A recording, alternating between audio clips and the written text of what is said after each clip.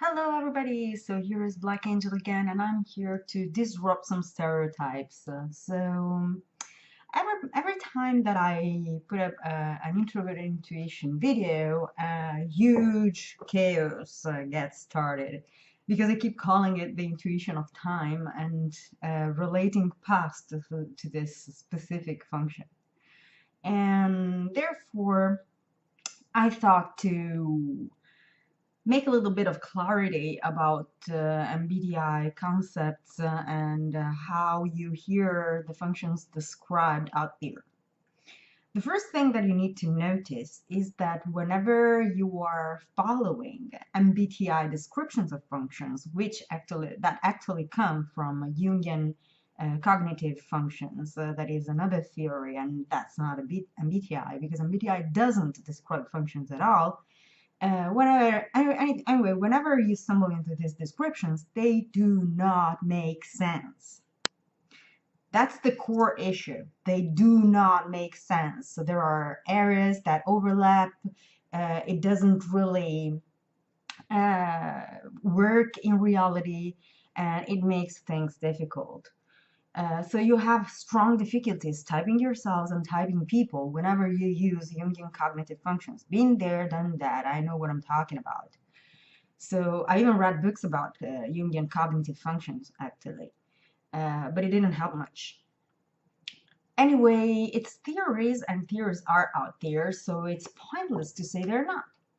And since they exist, I think I will share something about time, a couple of thoughts about time that are going to clarify why the theories do not work, whereas the theory that I propose you instead is working. So one of the splits that you're going to hear when you hear talking about time related to Jungian cognitive functions or MBTI is that introverted sensing is the past-oriented function. Introverted sensing would be, according to this theory, revolve towards the realm of past memory, nostalgia, and all of that kind of stuff. So don't you see that in this way, any type that doesn't use introverted sensing in the leading or auxiliary in the first or second position is deprived of any right to use that thing that is called nostalgia? Do you see that?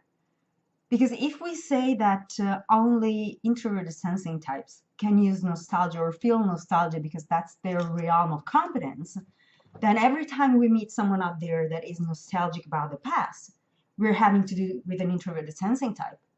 Whereas these people are doing things that have nothing to do with being an introverted sensing type and do not actually live the way that an introverted sensing type lives. Socionics proposed another option in this sense. Since introverted sensing is based on physical experiences, so in the way that the person lives their physical experiences, any experience that an introverted sensing type makes is going to create a precedent in terms of sensations. So these sensations are going to be thrown out there and given back to the world in terms of very, very, very nostalgic works in some way, very nostalgic outlooks, because introverted sensors highly appreciate these emotions. So every time they are going to talk about these emotions, so they're going to, these feelings, these sensations, sorry, let's not talk about emotions because that makes a little bit of confusion with introverted feeling. Anyway, these sensations, every time that they give out this feeling, these sensations, sorry, they're going to look nostalgic because they have a strong boundary with these sensations. So that's why at a first and very superficial sight, an introverted sensing type might look nostalgic, but that doesn't mean that other types do not live nostalgia. An extroverted sensing dominant can live nostalgia. An introverted feeling type is going to feel nostalgia. Now, INFPs and ISFPs, even if they hate me to death, are going to be able to confirm that nostalgia is something that they know very well and that they pretty much live intensely, even ISFPs. So if we use Jungian categories in this sense, we're going to make a lot of confusion because they do not work. What is the problem? Why did this problem happen? The problem is that Myers and Briggs did not provide a description of functions. They did not do that. They gave a rough idea of what functions might be, but they were basing on Carl Jung's description of functions. Carl Jung actually described the functions only in the leading position, and he didn't mean to actually divide them according to the position in which they were used, because his way of typing people was only through these 8 functions. Whereas socionics takes these functions, divides them into broad values connected to what Carl Jung actually wrote in those extracts in that book, which is Psychological Types by Carl Jung, and apply that to people and see how people actually work in these realms. So that's why socionics works better than other theories. Another thing about this time split that doesn't work. Whenever I say that integrated intuition is the intuition of time, I'm talking about cause and effect. So seeing things from multiple perspectives that are split over time. That's why introverted intuition is considered the intuition of time, because introverted intuition sees every aspect of every time. So how it could have been in the past, how it is now, and how it's going to be in the future. That's the ability of introverted intuition. So they kind of have a 360 degrees view in time matters. One example of that can be a ballerina. There is, if you look online, there's not the test of the ballerina that is going to tell you which side of the brain you use, because that's complete bullshit. I'm going to talk about this in another video.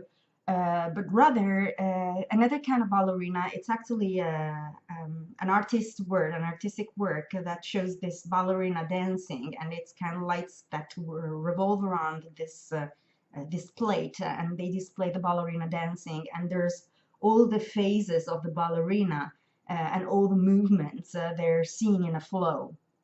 So that is introverted intuition, how introverted intuition actually looks at things. Not visually, obviously, but in a conceptual way. Introverted intuition is a highly conceptual and highly contemplative kind of function.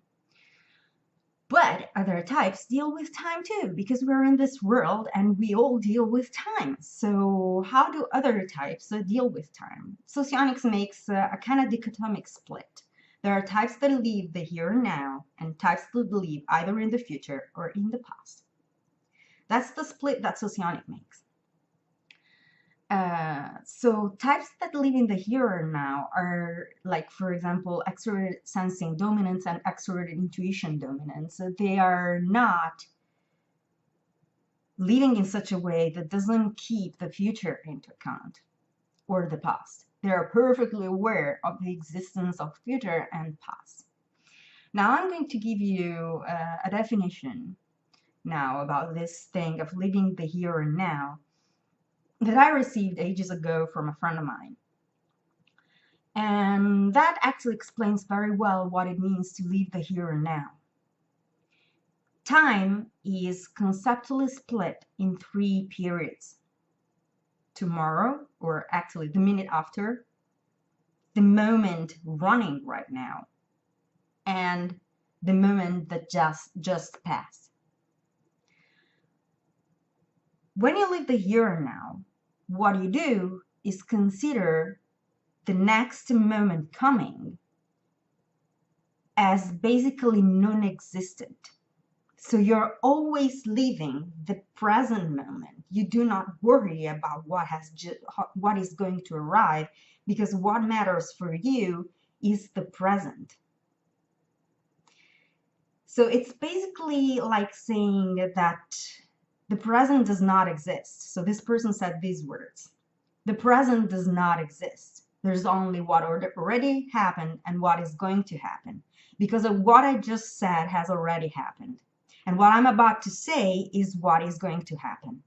So this is living the here and now. It is having no further concept as that of the present moment, of what is going on right now. So I hope it's clear how this person said this thing, because that shows very clearly what living in the here and now means. It's having no conception whatsoever of what will happen in a second moment. Extroverted intuition types. Sorry, this person was an extroverted sensing dominant. Whereas an extroverted intuition person lives the here and now in a very similar kind of way, fashion, probably, likely.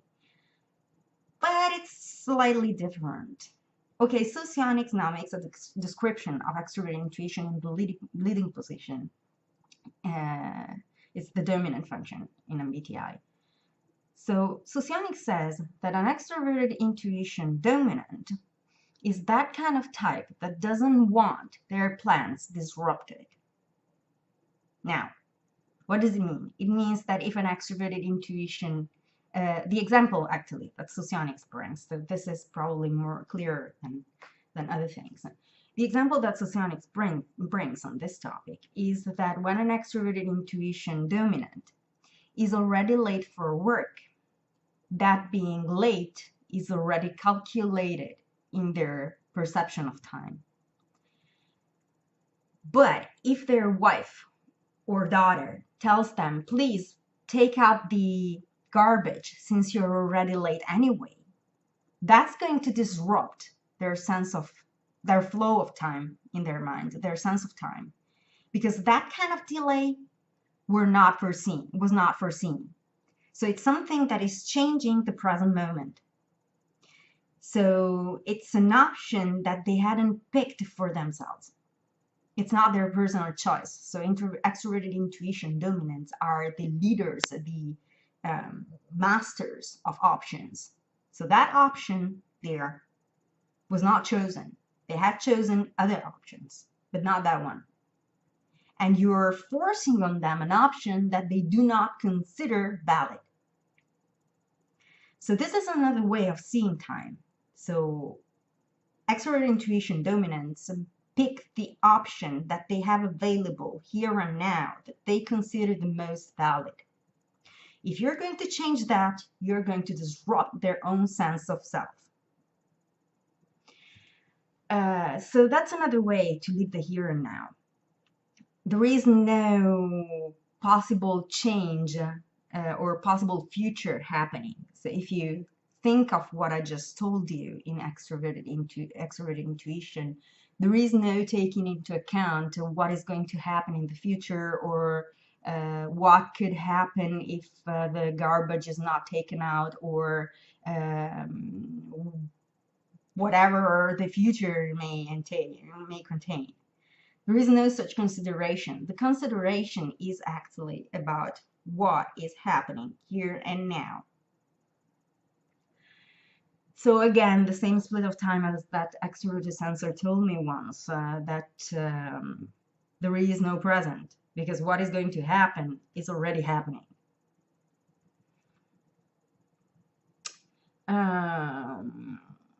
Then there's other types, those that are focused on the future and those that are focused on the past. So those that are among those that Socionics calls as an example of being focused in the past, we have introverted sensing dominant and introverted intuition auxiliary. These types are focused in the past. So what does it mean?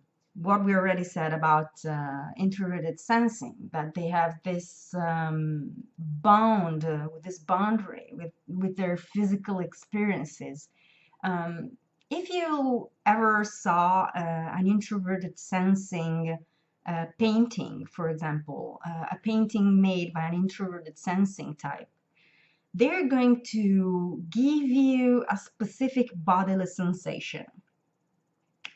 So there are probably flashy colors that make you feel disturbed, or I don't know, very relaxing environments that make you feel calm and peaceful.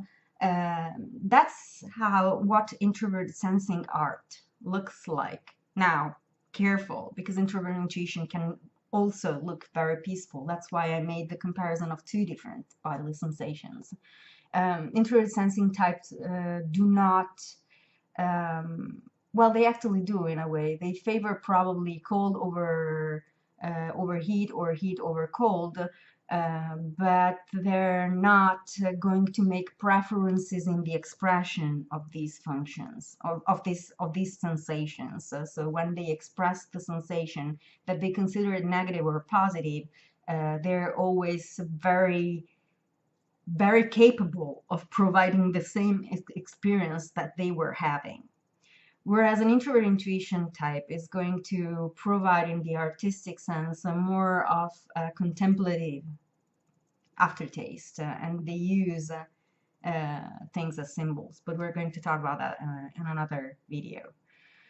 Anyway, back to our focus in the past. We have this focus on past experiences in introverted sensing that is based on their bodily sensations, and repeating or reproducing these bodily sensations for themselves and for others.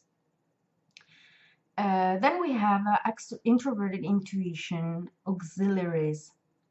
Introverted intuition auxiliaries are also projected in the past, so they're focused on what already happened. And that's because what already happened in another way other than introverted sensing also provides experience. So what happened to you in your life, whatever you experienced in out there living life, is going to provide you memories and experiences. So these experiences and memories are going to set an example for potential future choices that you're going to make. So introverted intuition auxiliaries are going to focus on the past in this way. And that's something actually very interesting in socionics about functions, that sometimes they can be seen as working in the same realm, even if from different perspectives. So introverted sensing works in the area of sensory memories, whereas introverted intuition works in the area of what is it called again? There is a definition for this thing. It's textual memory, narrative memory. I think narrative is the right word. Narrative memory. It's the memory of facts, of what happened.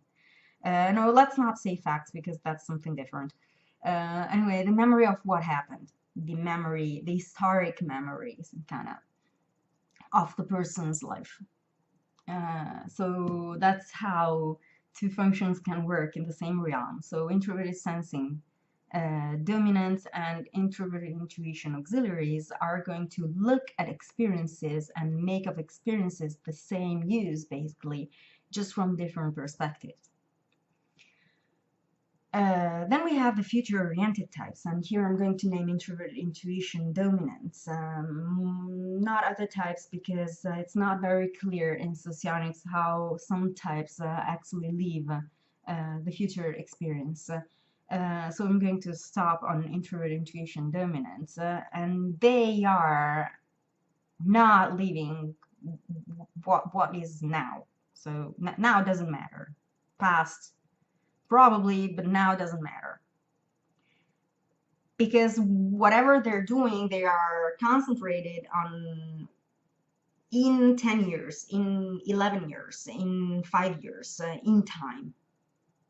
What things might become, or could be over this period of time. And their idea is constantly in that moment up there, to the point that they risk even losing the sense of what is going on right now. The best example that I can give you in this sense is a character in a series. I hope you watched it because it will make things clearer, but I'm going to describe the character right quickly so you can understand what I'm talking about. The series, the TV series is Once Upon a Time, and the character is Rumpelstiltskin. So the Dark Lord, as he's named in the series also, he is future oriented. He's a sorcerer and he can see the future. And whenever he's a villain. So whenever he's planning his villain plan, this plan doesn't actually keep into account how things can go wrong here and now until everything leads to that specific result. So, for example, one example of this is when the evil queen that is going to launch to cast his spell, well, yeah. The evil queen talks to him, and Rumpelstiltskin is closed in a cage because he has been captured by Snow White and Prince Charming. So he's closed in this cage, and the evil queen tells him, "You are not in a very good position right now." And Rumpelstiltskin answers, "That's what it might look like to you, but this is exactly where I want to be." And that's quite obscure as a statement until you figure out that when the queen casts that spell, he's going to retain a memory of the past when other citizens of the forest are not. And when they are in the new world, he is actually going to be exactly where he wants to be. And if he weren't be in that cage, he would probably not land where he wants to land. So yeah, that's pretty funny. Anyway, yeah, intuition doesn't keep into account, doesn't care about what is going on right now up until this thing is going to anyway lead where the person aims. So changes in the present do not influence the final goal. Whereas an extroverted sensing type is always focused on controlling what is happening right now, what is going on right now. The extroverted sensor is going to actively attempt to change whatever it is that is happening around him or her that they do not want to happen that way. Now, if you watch the same series, to make an example of this thing, you have, as opposed to Rumpelstiltskin, you have Zelena, the Wicked Witch of the West. Zelena is an extroverted sensing type, very focused on the here and now. Her plan is set in the future, obviously, but it also has to do with the past because her idea is that of casting a time spell that brings her back to change the present. It brings her back to change the present. See the difference? And everything she does is based on the immediate reality happening. So she doesn't actually have a plan on how to get that specific thing from that specific person in a distant future, however things go, because however things go, she's going to be able to do that anyway. But she has a way that she can use when the moment arrives that is focused on the moment happening. So, for example, if she knows a spell and she's going to use that spell when she has that person in front of her, whatever time it is. There is no right time to do that other than having the person in front of her. So that's the difference between how an extroverted sensing type and introverted intuitive type are going to think. Introverted intuition dominants, again, are very future oriented. Their minds are up there, and the things that they plan happening, they see them as already happened in some way, which is basically inconceivable for an extroverted sensor. or for any other type actually. Intuition is probably the function that to us sounds the most incomprehensible to a lot of people actually. It sounds quite incomprehensible for this reason, because they have such a different way of thinking from every other type that it is difficult for others to put themselves in their shoes and actually figure out what the hell is going on in that mind.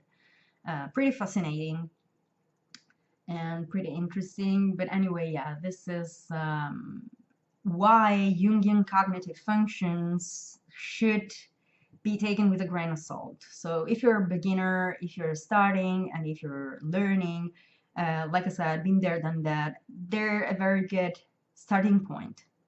So if you find books that are going to explain your Jungian cognitive functions, if you find books about MBTI, by all means read them. They're going to help you understand, but they're just the beginning, the point of the iceberg. Then you're going to need something much more specific if you actually want to use these systems to understand people and to type people.